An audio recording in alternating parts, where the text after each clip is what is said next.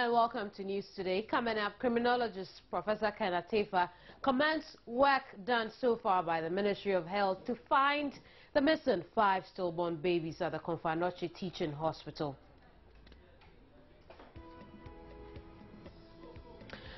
Ahead in business, tax experts call for revision of the Free Zones Act 1995 that allows 100% tax exemptions for companies within the enclave.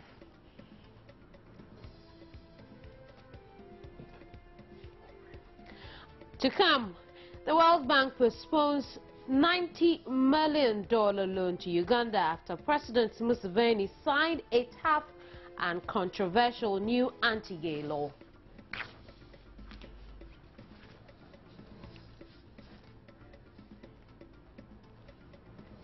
This is News Today. My name is Kemini Nyamani Amano. When I return, I'll bring you details of these stories and plenty more. Don't go away.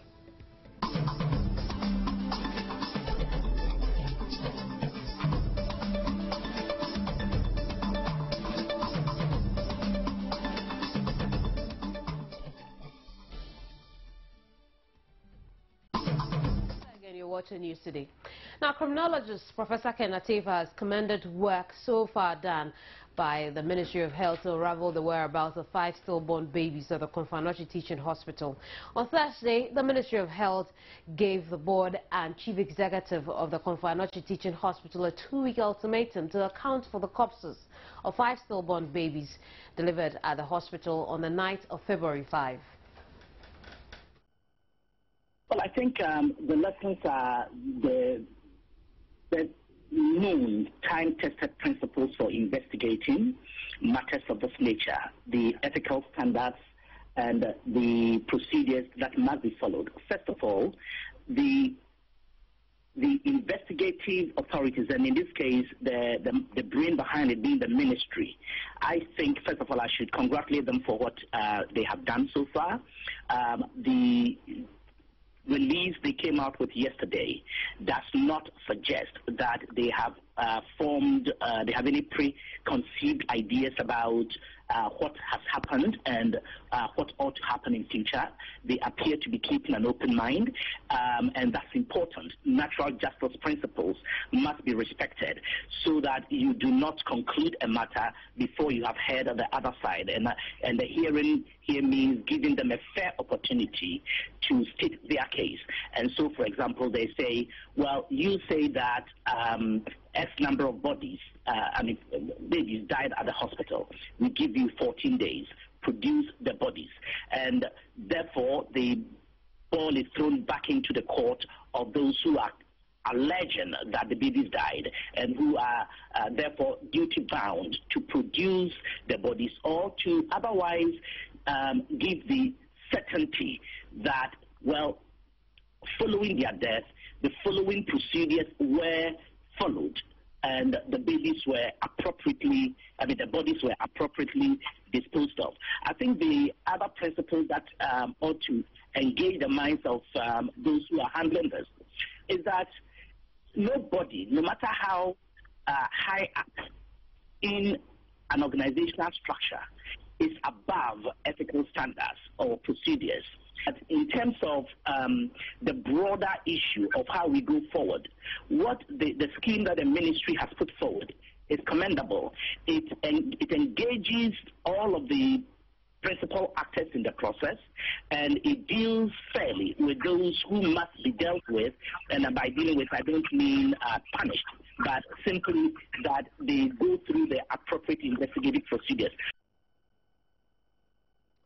Now, beyond asking them to provide these babies in 2 weeks, the Ministry of Health has also asked the doctor and midwife who attended to Zueba to proceed on leave for investigations into their professional conduct to begin. Over the telephone now is Courage Kwame Kuma, is National Coordinator for the Junior Nurses Association.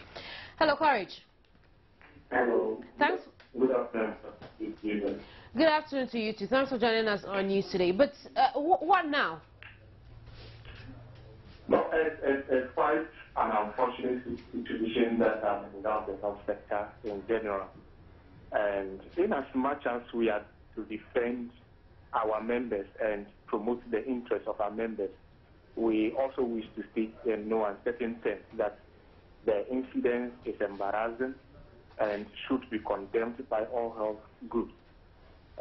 Listening to the committee's report, excerpts from the committee's report as presented by the Honourable Minister yesterday, suggests that there have been a great communication gap. I don't know if there have been a situation of unresolved conflict, because the doctor checked and had fetal heart rate twice. And in between those two checks, the midwife also checked. And it's quite surprising that in such a facility, a teaching hospital like Confanoche Teaching Hospital, there wasn't enough communication between the two professionals to actually ascertain the differences, and that is quite unfortunate. And I think the ministry's directive that they should proceed on leave until investigations are fully completed is in the right direction, and that should be respected, because being at work would certainly interfere with investigation processes. So we believe that the action should be condemned. But courage. Secondly, right, go ahead. Secondly, it also raises the issue of patient safety issues, because just somewhere last 2 weeks, there were publications of very young children whose arms were also amputated because of issues of negligence.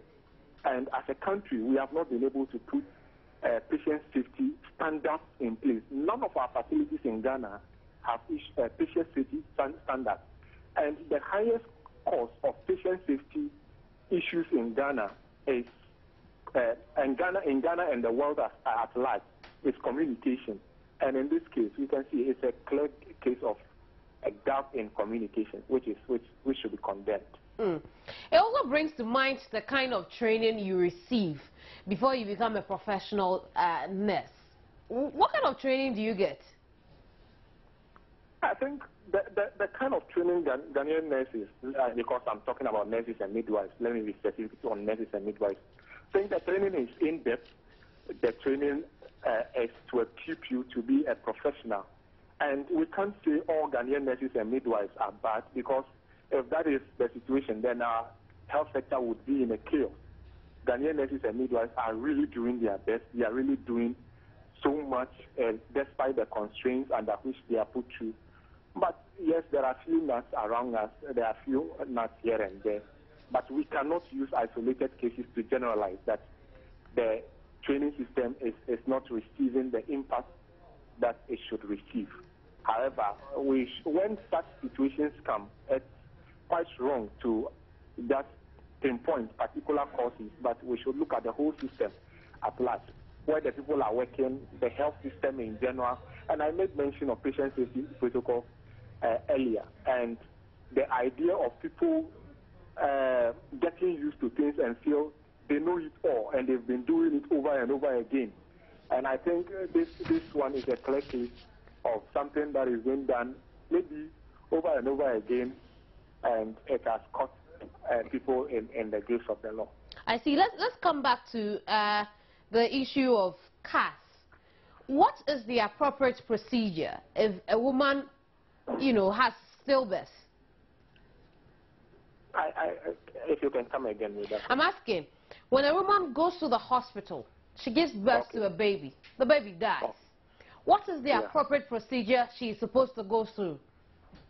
Now, the first thing is to make the mother aware that the child is no more. And if maybe you feel the mother will be so depressed, the immediate relation or the one who consented with the patient during the process, you must make the relatives aware. Even if you've not, you must keep the baby until the relatives are aware, and you give the baby to the relatives, and they dispose the baby the way they want it. Now, in some rare cases, you may have relations who do not have the emotional capacity to take this baby away. So they tell you, after being shown the baby, that the health facility should just dispose the baby off. So in any case, the family should be aware that the baby is no more, and they should see the dead baby. Where do they have to keep the baby prior to all of these?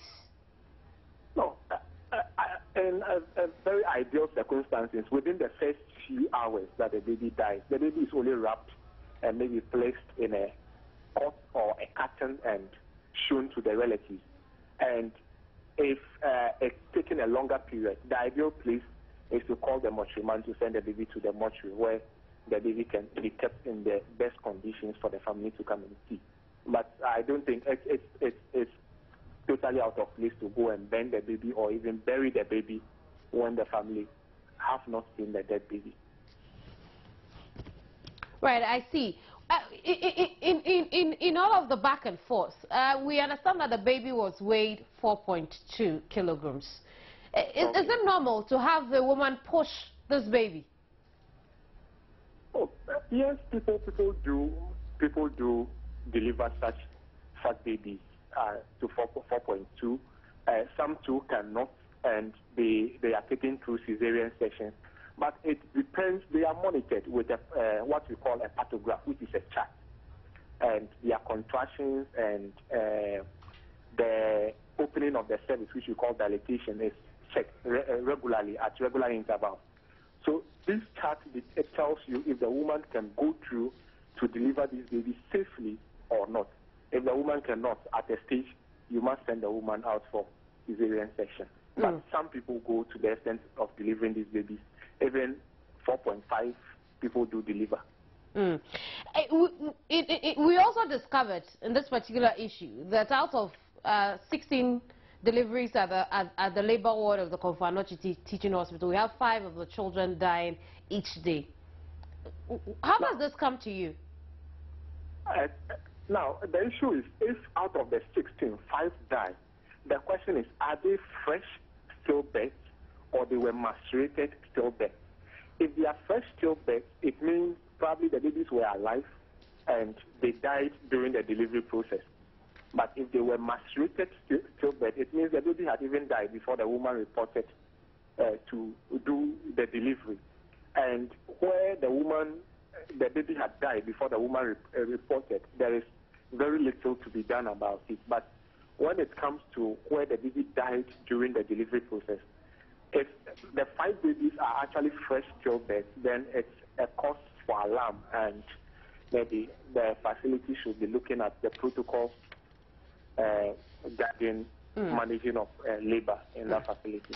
Thank you very much, Courage. Courage Kwame Kuma is National Coordinator, Junior Nurses Association. Let's move on to something else. So the University of Ghana says it will close all access routes into campus to the public with the exception of the entrance from the Kunglo intersection. A statement signed by the registrar of the university, Mercy Hazel Ashia, indicated that the new directive will take effect 15th March 2014. According to the university, it cannot support academic work with the needed environment when 16,000 vehicles travel through its Legon campus daily, creating significant congestion at crucial times as well as posing safety and security challenges. Now, members of the general public seeking to enter the university campus for any reason have been advised to use those entry points. The statement added all other entry points, including the one at the link gate on the road from Achimota and on the Anichiage road extension from Hacho, will not be open to the general public. They will, however, open for persons who have been pre-approved by university management. Typically, persons who have been pre-approved will be provided with a UG sticker to display on their vehicle windscreen. The statement further adds, vehicles with a UG sticker may enter and exit the campus from any of the designated points.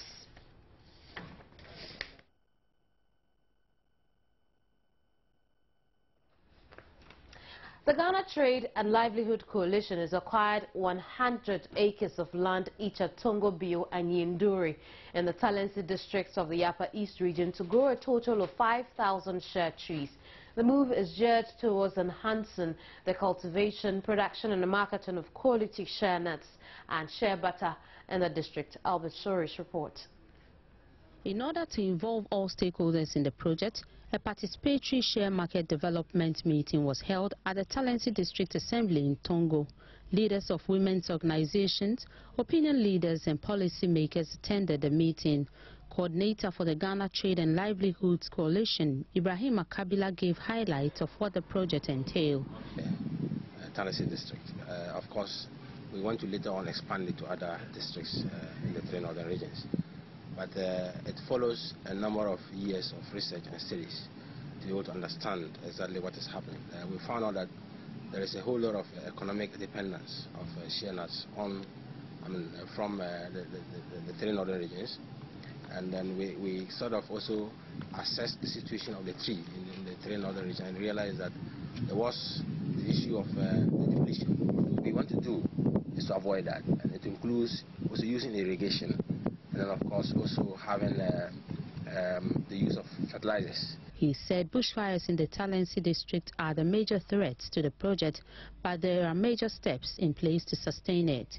Coordinator of the Talensi Area Women's Development Project, Doris Achariba, spoke to Joy News after participating in the meeting. You can measure twice the bowl and say that is the money, that is the bowl, and they will pay you 10 cedis. When they are going to sell it, they will sell it twice what the product, what the woman have bought from the woman. And even when the middlemen come to buy the nuts from the women, they weigh it. They can buy 2 bags, and then they will get 3 bags from it. So you see that the women, they rather suffer for nothing.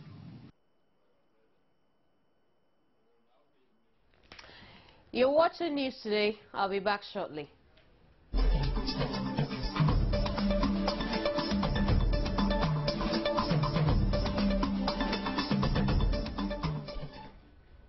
You're welcome back to News Today. Auto parts dealers at Atani in Accra are asking the central bank to review the withdrawal of dollars from travel purposes, from $10,000 to about $50,000. The dealers contend the new amount is not enough for their imports and have therefore displayed red bands on their shop to register their protest. Here at Atani, the hub of auto parts sale, the use of foreign currency in trading remains crucial. Traders here have had to convert their cedis to dollars to import these parts of vehicles they say are expensive. But the recent forex regulations by the central bank calling for all dollar withdrawals to cease except for $10,000 only for traveling purposes has thrown the auto part dealers into a state of despair. $dollar account no ababe deposit dollars na se dru bra ya se okokwan so no hia sika o de be kokwan so na mo ka se mo man cedis ya in this case ni sika be no mfa kokwan so na 10,000 ne kura o mo kan ye no mpo no nia eye wire ma ha adwen kakra ne se eno kura mpo no mo so mo de baake se je o de document a kire se u tu kwan ansa na ya ma 10,000 na sa 10,000 de importer o kokwan so o de 10,000 ko ye den ti emwa because at least obi cry to come to make it over $400,000. No be okita $400,000 or the kokwan so for spare parts. Na sa oka chia na sa woman 10,000. E dey no de koye e peanut. Entimi koye hwe. Enti sa asem na aba na oni e kasa directive ne de. Ye be stress on sanju ne hu yie. Obeko amana no de dollar no na beko. So na dollar no ebuo no. Ebi adam me ka say ma kwese me sika wo e fese bank pe de koto dollar accounts. Na dollar accounts na me akoto no. Me ko yi ni convert it to cedis.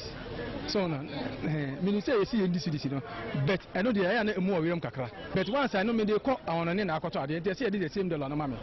The auto parts dealers have meanwhile displayed red bands to register their displeasure against the new measures. There are also reports the dealers gave government a February 25 deadline to review the new directives or they will close down their shops. But the Atani Spare Parts Association has debunked such reports, although it is still protesting the measures by the central bank. When we travel outside, we don't purchase from one shop, we hop from one shop to the other, and in case you make a transfer into the account of one person, when you travel outside, that means the person is supposed to dictate to you the items that you have to buy, which means you are supposed to buy everything from his shop because the money is now deposited in his account, you see.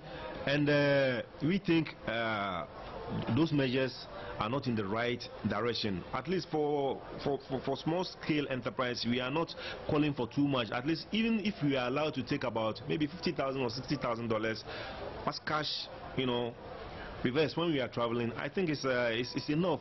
But for the multinationals or the big firms, you know, they deal in a very huge amount. So those measures can be applied to them. They, however, plan to meet the Ghana Union of Traders Association to take a final decision on the next line of action after the display of red bands in protest against the forex regulations. Abigail Admakwintri for Joy News. Meanwhile, the Bank of Ghana says it would not restrict itself to any timelines in reviewing recent directives to stabilize the cedi. The IMF called on the bank to review the recent foreign measures after some period to minimize the negative effects of these directives on the economy. Other players as well as economists have criticized the directives because it would not achieve the expected results. But the central bank says they could even review the measures by next week if they are satisfied with developments on the foreign exchange markets.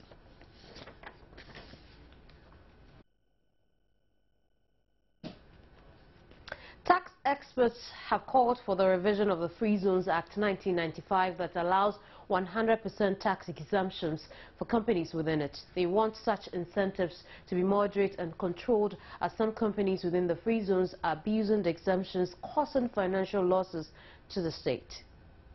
Free Zones Act 1995 ensures that all companies within it, mostly export companies, do not pay income taxes on their profits to boost the competitiveness of exports and encourage investments in the country. Free zone companies which hitherto were not allowed to sell their produce on the local market, however, have a period of 10 years to enjoy these tax incentives and are expected to pay 8% income tax afterwards. Some companies, however, fold up after 9 years and form similar companies under the free zones to continue enjoying 100% tax exemptions on their profits. Tax experts, however, want the act revised owing to the numerous abuses. Some investors will come into the country. They are granted tax holidays. After the tax holidays, they fold up and then end up in another country. And so we realize that over the years, we've not really benefited from them, you know, because apart from the tax holidays, they are allowed to repatriate their profits. You know, so in the end, they fold up and go, and so the country loses. There have been some abuses, some recorded abuses. And so based on that precedent, the government will have to take a second look and the incentives given to the free zones. Government, meanwhile, says it is progressively working on the act and has already allowed 30% of products of these companies onto the local market, but says they pay corporate taxes on them. If they concentrated on all the raw materials which are exempted for export and there are no leakages into the local economy, then the concept works very well. In Ghana, we have gone further in allowing them to put on the local market 30% of their, no more than 30%. So if they turn around in getting the incentives and they are putting more than 30%, then it is an abuse. Those who don't abide by the law, we must find ways of reaching them. Right now we are doing an audit, and so is GRA, of all the free zone, and then we'll be checking through their accounts to make sure the bad notes are dealt with, but the good ones must continue if they show that they haven't infringed any law. Meanwhile, the West African Union of Tax Institutes, WAUTI, in their third annual task conference assembled tax practitioners and administrators in the sub-region to discuss pertinent tax issues, including ways of controlling tax exemptions. WAUTI is also set to sign a memorandum of understanding with ECOWAS to harmonize tariffs in the sub-region. Right, so in Stock Market Friday, we'll find out how activities have been since the start of the week Monday. David Odoidankwa is with Gold Coast Fund Management now, and he'll take us through what the activities have been on the stock market. Thank you very much, David, for joining us. Welcome. Tell us what's been happening. The stock market is not doing well. The stock market is not doing well. This week? You know, This week, for the past 3 weeks, the stock market keeps on dwindling. I mean, both the volumes traded and the performance of the indices. You've seen the index being very, very volatile on the market, dropping on it. And these, I think, if our viewers will recall, at the beginning of the year, we said, though the market is exhibiting potential to yield to investors, if we are not able to get the basic fundamentals in the economy right, then we might see the market experiencing that. So that is what is actually happened. And the market within the week, it started.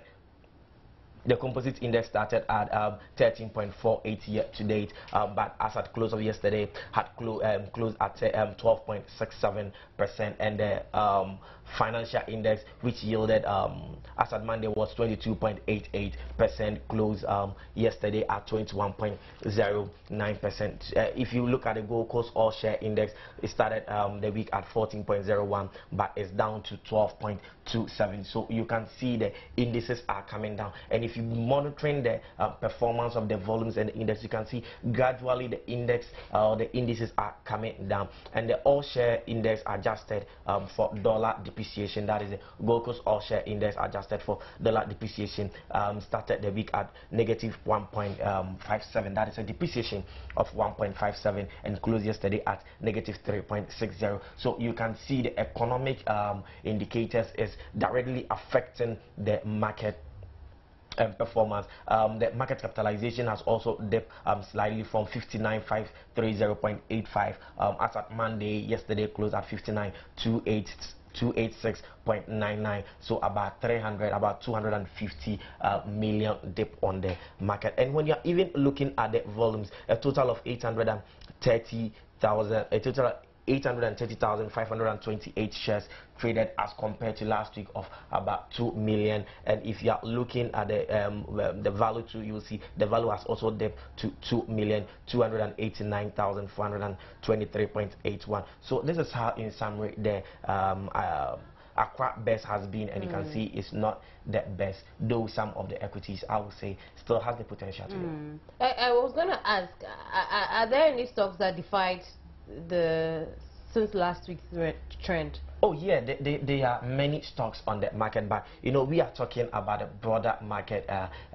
performance, how the index are performing, and the index tracks the performance of the market. So we have a stock like FanMo consistently is yielding to its investors, and even throughout this week the stock has been yielding to its investors. We have EcoBank, it has also been yielding to its investors. We have SCB, has been yielding to its investors. So they are recording, SCB is recording a year-to-date of about 20%, EcoBank about 40-something%, and EGL, they are all up there yielding to investors. But some stocks are also not doing well. Commercial Bank, nobody knows what is happening to that stock, and consistently throughout last week it was falling, and this week too the stock has been falling consistently, and it's now trading around 4.10 Ghana cedi. So these are some of the stocks that are affecting the performance of the bears. What are expectations for perhaps over the next 3 weeks? Are we expecting a further dip, or we're expecting the general stock market to revive? The financials of most listed equities are coming up, which investors are going to make a lot of decisions on it. And notwithstanding, the current or the existing economic performance is also going to affect the market. Now that we have a lot of markets, I mean, when you look at the Kenyan market, when you look at some even other African market, you can see the Egyptian market, they are doing extremely well. So especially the international or the foreign investors, some of these investors will now be looking out there to see whether they can get much returns as compared to the Ghana stock market that is not moving. So if we don't get our indicators, I mean, corrected, and there is a hint that inflation might also go up again. So if you don't get these indicators corrected, especially the depreciation of the cedi and the inflation in the economy, if you don't get them corrected, then we might not see a very good performance for the weeks ahead of us, maybe in this first quarter, because though the stocks are ready to yield, I mean, investors are scared to put their money on these stocks because they don't know what is going to happen in the economy. And once the economy is not stable, nobody wants to go to equity investment that you stand a chance of losing some money on your investment. Thank you very much, David. David Ododankwa is a researcher at the Gold Coast Fund Management. Now, before we take a quick break, let's go back to the story of the missing stillborns. And 7 people have been charged for stealing and conspiracy to steal by the Ashanti Regional Criminal Investigations Department in connection with the missing baby at the Konfanoche Teaching Hospital.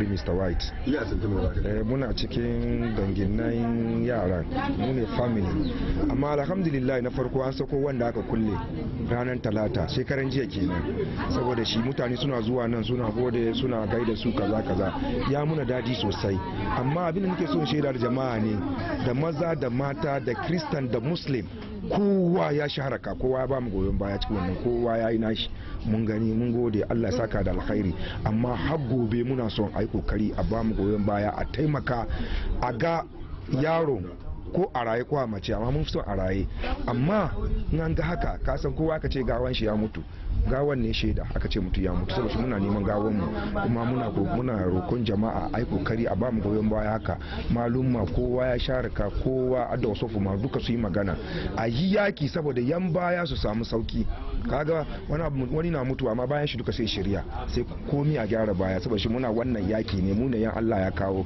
amma muna wannan yaki ne saboda baya su samu sauki kar haka kuma ya faru saboda shi muna gode muku kun da kuka zo ku tambayi maganar bakin mu duka muna gode muku wanda suka gaida jama'a special ma sarki Ababu da magaji Ababu kullun tare da su muke nan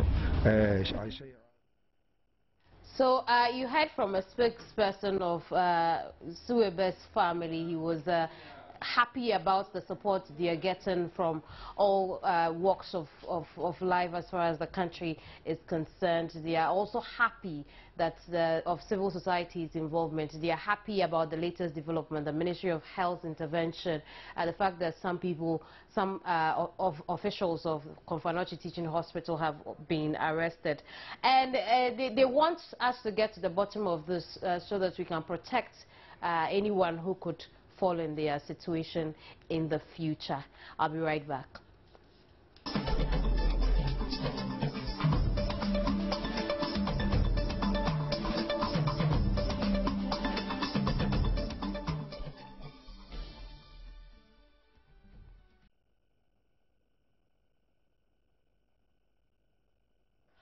Good afternoon to you. My name is Baba Tando. Time now to talk sports by the current courtesy of Tigo and Cowbell. Now, thousands of boxing fanatics and neutrals are expected to throng the Accra Sports Stadium on the 18th of April 2014 to witness the fight between Brahma Kamuku, popularly known as Bukom Banku, and Aite Powers. President of the Ghana Boxing Authority, Peter Zwenes, is confident the bout will rival world record set. The fight has generated intense public interest, and the projections and indications are that it will break all the records. For those who were too young to remember, we can recall that when DK Poison fought Danny Little Red Lopez at this same Accra Sports Stadium on the 6th of November 1976, there was a record crowd of 130,000, and that is captured in the Guinness Book of Records. And all indications are that this fight, if the projections go well, might surpass that record. But for us, on the GBA, it's not so much the high attendance that is anticipated. It is the opportunity for us to showcase Ghana boxing, to show how much we have progressed with Ghana boxing, to show the skills that we have as far as Ghanaian boxers are concerned.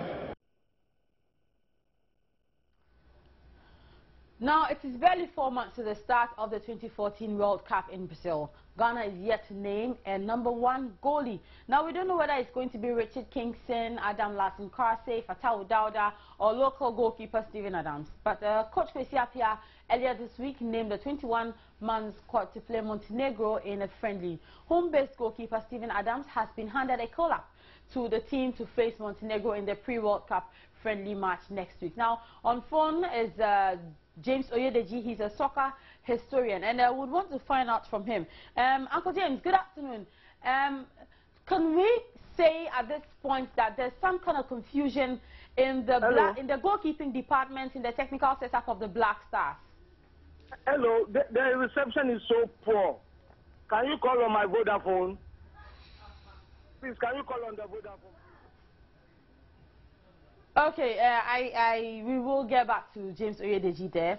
But in other stories, West Bromwich Albion have suspended striker Nicholas Anelka after he was banned for 5 matches and fined £80,000 for his canal gesture. Now, he has also been ordered to complete a compulsory education course following a 2-day Football Association hearing. West Bromwich have suspended him until the outcome of any appeal and the club inquiry. Anelka is 34 and he denied his use of the sign during a draw with West Ham on December 28 and described as an inverted Nazi salute was anti-Semitic.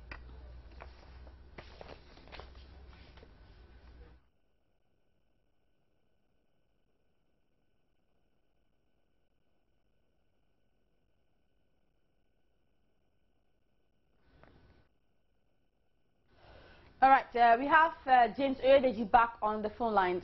Uncle James, I was asking, at this point, can we say that there's some sort of confusion in the goalkeeping department, in the technical setup of the Black Stars? Yes, you can say precisely that. Because if you read the Graphics Force editorial of Wednesday, Abaite made it very clear that he's giving a very wrong signal. And he has left out Daniel Ajay and then Fatau Dauda, whom we perceive as the first and the third. And then you have brought in Stephen Adams, who did very well at the CHAN. So you now have 4 goalkeepers in the camp. And I can tell you without any, doubt in my mind at all, that they are equals. It reminds me of that popular novel, I think by Sidney Sheldon, First Among Equals. This is the assignment the coach has given to himself now. So when he plays these 2 players, I'm sure 45 minutes on Sunday against Montenegro, then I'm sure he will take 1 and add to the 2 that he has dropped and then take them to the World Cup. And we pray for them to get a very good tournament. Okay. Now, Uncle James, again, when Kwesi Appiah was actually named coach of the Black Stars, he made it very clear, and indeed, subsequently, he's also made it clear that to get into his team, you need to be very active at club level. Now, we're looking at the goalkeepers that he has. The very one who is active at club level is Adam Lassen-Karse. We also have seen that he's named Stephen Adams. Stephen Adams has also been very, very consistent for his local side, Ejana Stars. And then we want to talk about Fatau Dauda, who has for some time now been the #1 goalkeeper for the Black Stars. At Orlando Pirates, I mean, we all know what's happening. He hardly gets any play time.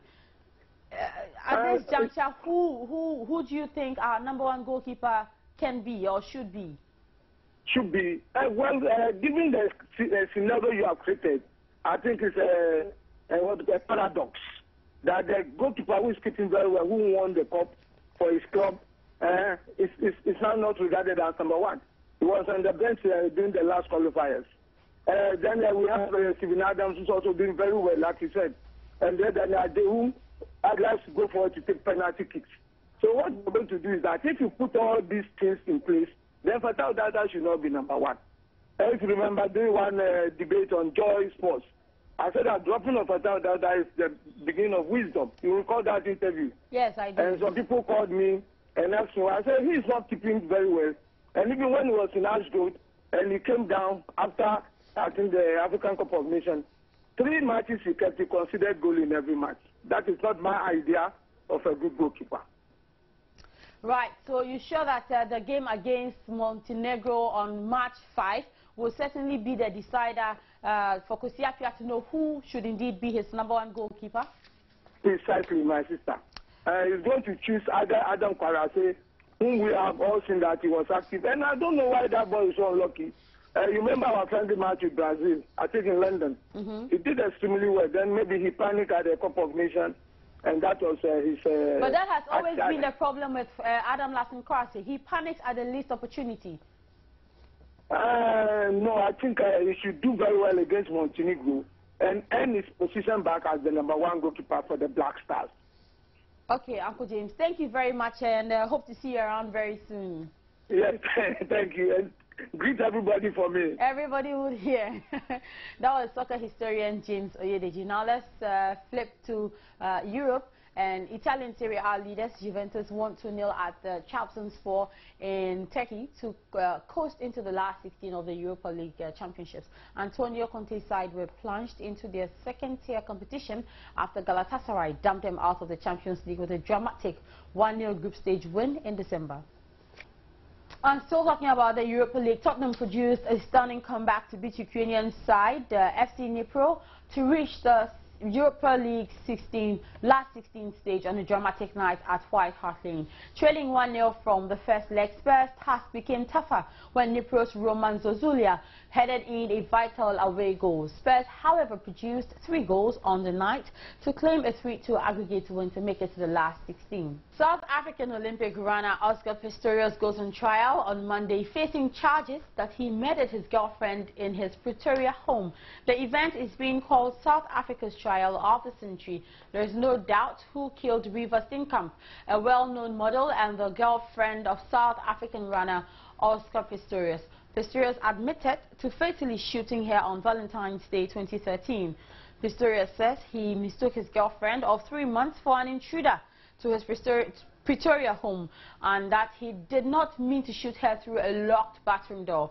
Beginning Monday, Judge Thokozile Masipa will have to wade through testimony from as many as 107 state witnesses and possibly from Pistorius himself.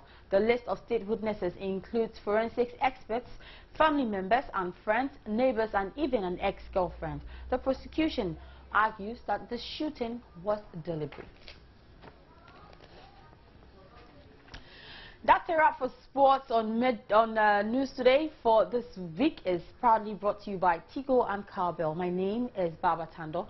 The news returns after the break. Do stay on.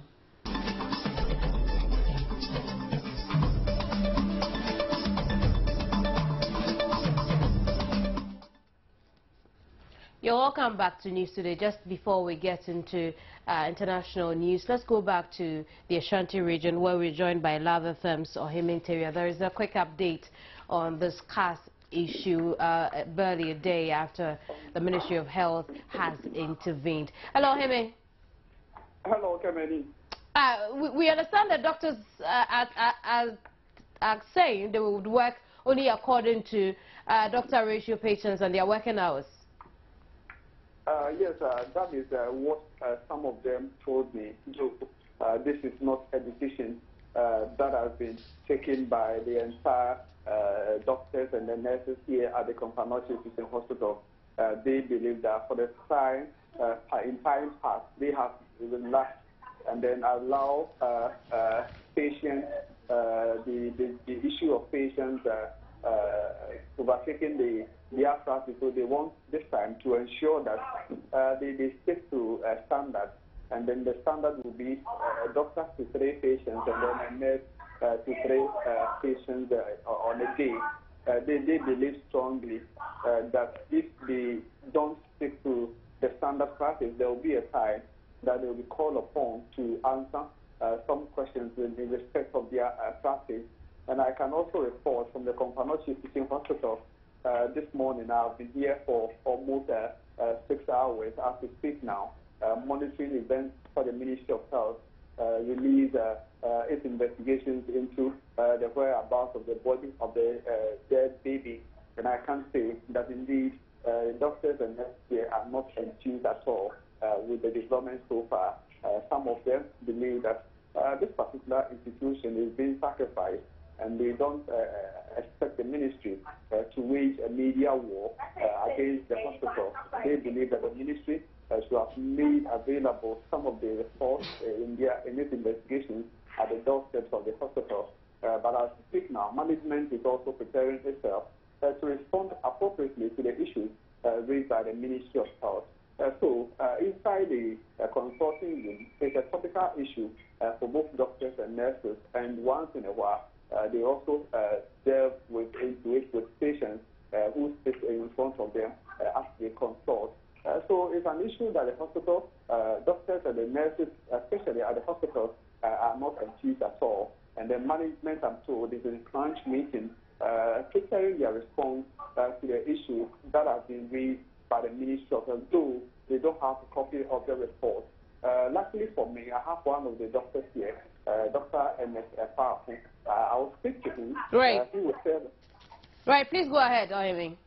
Yes, I will speak to him, and then let me find out from you, Dr. M.S. Powerful, how did you receive news of from the Ministry of Health asking one of your colleagues to proceed on leave, and also a midwife who works, I'm told, in your department, also to proceed on leave? Yeah, good afternoon to your listeners. I mean, we were a bit surprised. I mean, we received the news just like you did, all of you did, through the media. We would have wished that maybe a copy of this report would have been made available to us. After all, the investigative team that came around, we collaborated with them fully. Look, we unfettered access to personnel and to every place of the hospital, because we are interested in getting to the bottom of the matter. And then the promise, they left with the promise that the initial report will be sent to us so that we will discuss it. And the final copy that comes out will be something that we all share and we have appended our signatures to. But unfortunately, it didn't turn out to be that way. So we received the news just like you received it through the media, without consultation, without keeping to the earlier promise. And this is where we are. We received it just the way you did. So how do you feel after the receipt of the news as a medical professional, as a medical doctor, your colleagues being asked to proceed on leave on suspicion of negligence on duty or whatsoever? You see, the way the matter is going is almost becoming like a public relation war. Doctors and nurses are not trained to do public relations primarily. But we realize that it is also the public also consumes. So maybe we'll have to adjust a bit. Right. You have managed to get to speak to me because you know there's a media blackout. But I mean, we are quickly running out of time. But there's a question I want to ask the doctor. Hello, doctor. My name is Kamini, and I'm. Hello. There's a question I'd like to ask the doctor. Just briefly before we go, we're quickly running out of time. Doc, your unofficial reaction to work according to the book, just the three patients you're supposed to look after, one doctor to three patients. Is it in reaction to your hearing of the Ministry of Health suspension of two of your colleagues? Yeah, I mean, what would have wanted? It's public knowledge, but we would have wished that, as they promised, when the investigative team came around, that we would have, because we were very cooperative, and the initial report would have been discussed before it comes out to the public domain. Right, and so Doc, obviously now, as it is now, we just have to do our homework, wait for the official notification from the ministry, and then we'll have to respond appropriately. And so because of that, you have also unofficially said that you won't work beyond your working hours. You won't work beyond the number of patients you're supposed to see in a day.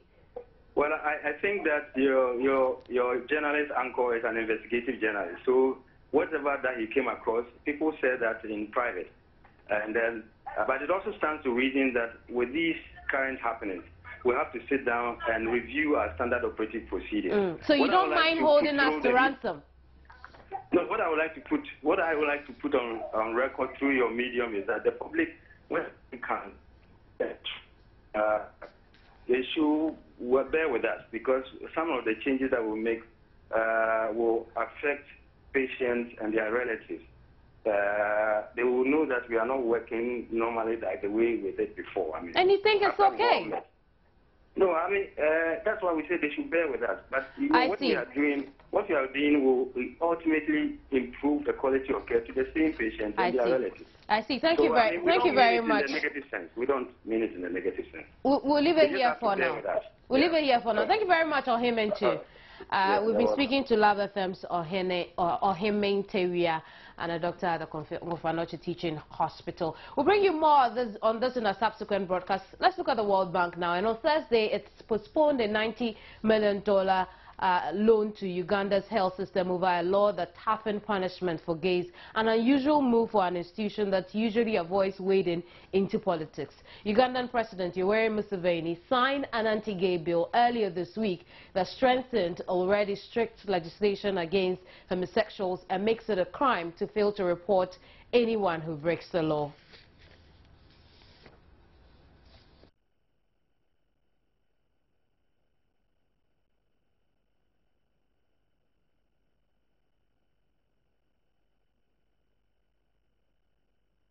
You're watching News Today. Our headlines again. Criminologist Professor Ken Atepa commends the Ministry of Health for work done so far in unraveling the whereabouts of 5 stillborn babies at the Confanochi Teaching Hospital.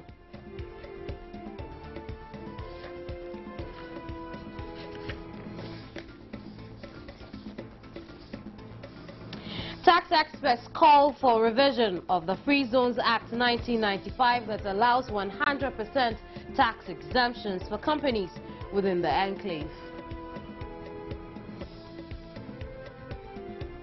World Bank postpones a $90 million loan to Uganda after President Yoweri Museveni signed a tough and controversial new anti-gay law. Thank you very much for staying through the hour. There's more news on MyJoyOnline.com. Have a great weekend. My name is Kemini Nyamani Amano. Goodbye.